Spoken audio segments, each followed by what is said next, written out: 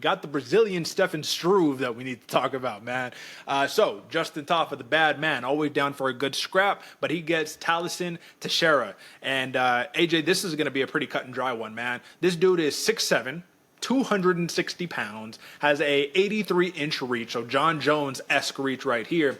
The dude looks like he's poised to be the next big thing in the division because he's got that kind of, don't get me wrong, this will be a stretch, but that Muhammad Ali float style, you know what I mean? Like, he ain't no Ali, but he got that little float style a little bit, which you love to see in a heavyweight division. We're all about the hybrids. We're all about the kind of like the lighter guys now.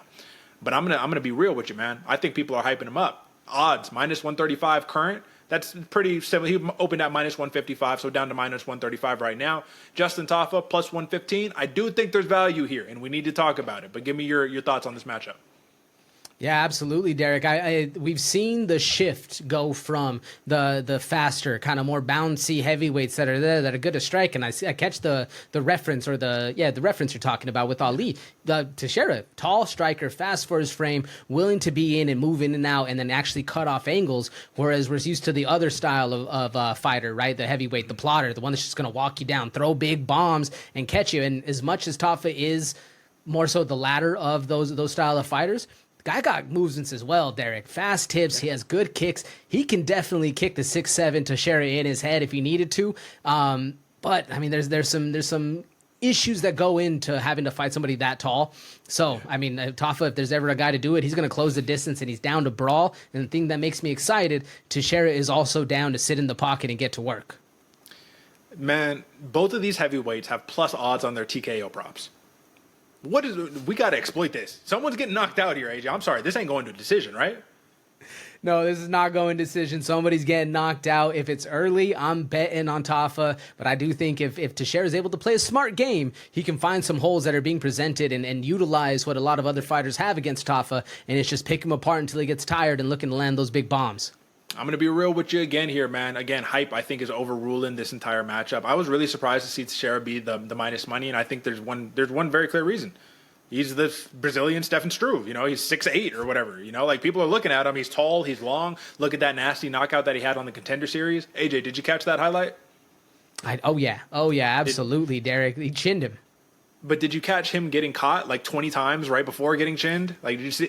All I'm saying here is Justin Tafa is not just like, oh, run-of-the-mill heavyweight. We're just going to, like, you know, if you give him the chance to connect, it's one shot and it's over, right? Like, that's what we love about the bad man. If you look at his resume, the loss to Carl Williams, he got wrestled to death. Austin Lane, he knocked him out. No contest, eye poke before that. Knocked out Parker Porter in the first round. Knocked out Harry Hunsucker in the first round. Not saying these are, like, flawless, amazing heavyweights right here. But I'm just saying, man, like, when he loses, these are like decisions. He's got knocked out in the first round, I think, one time in his UFC career. But, like, he's not an easy guy to just spark, right? This isn't Junior Tafa, and no disrespect, right? But Justin, he's the bad man. I just think that Tallison Teixeira, man, you look at his body of work, his overall opposition career opponent record is like 15-20 or something like that. It's not great. So I think Justin Tafa walks him down in a straight line. That movement, that Ali style, is awesome until you're a 6'8", 83-inch reach who's going backwards because you can't push the pace and use your frame, right? I think he gets pushed up to the fence, man. And if he gets pushed up to the fence, I think it could be over very quickly. I think Tafa, that's all he needs. He just needs to corral him, and then it could be over, which scares me a lot. But, AJ, if that doesn't happen, then you look dumb for not betting on the 6'8" Stefan Struve, the Brazilian one. So, give me your thoughts overall here, man, because I'm sorry. I just can't get the hype out of this. I think the hype is really dictating the price here. Oh, absolutely. No, I agree with you, Derek. The hype is dictating the price, and how, how Justin Tafa looked in the last fight, getting wrestled to death by Williams. I think that put a bad taste in a lot of people's mouths, and the dropouts he's had to have a couple times where his brother stepped in, XYZ. Like, there's a lot of things that don't make Tafa look good in the eyes of the bettor.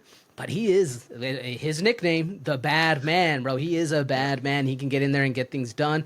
If Teixeira isn't able to control the distance with the kicks he has, because he has nice kicks as well, especially from range. If he's able to keep Tafa away, he has a really good shot of winning this fight. But like we said before, Derek, all Tafa needs is one, and this is a great litmus test to really put to proof that if Teixeira is worthy of all those TKO round ones he's collected in his last 5 fights, because this is the one where if you're going in reckless, Tafa's going to put you to sleep. This is a high pressure spot, man. UFC debut against the bad man on a pay-per-view. I mean, listen, man, nut up or shut up on this one, for real. You know what I mean? So we'll see what happens right here. I do think that the oohs and the ahs are definitely going to come, but I'm going to leave it at that, man. Last thing. Teixeira, I saw a picture of him with the black belt. I don't know if it's real. Hey, listen, I love jiu-jitsu.